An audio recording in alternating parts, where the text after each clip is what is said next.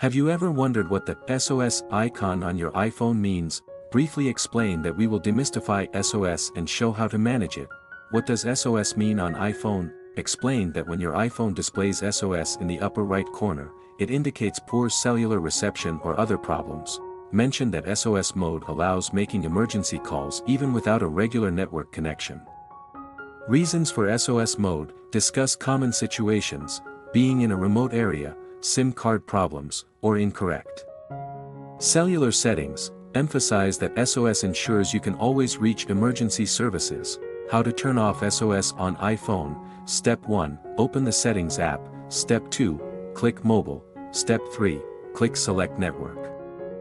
Step 4, if automatic is grayed out, turn it on, green, dot. Explain that this ensures optimal connection and prevents SOS mode. Summarize the main points. Encourage viewers to share this helpful tip.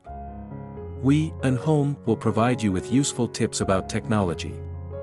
We hope that what we do can help in some way in your tangled columns. Like and subscribe to wait for our next videos. Thanks for watching and see you soon.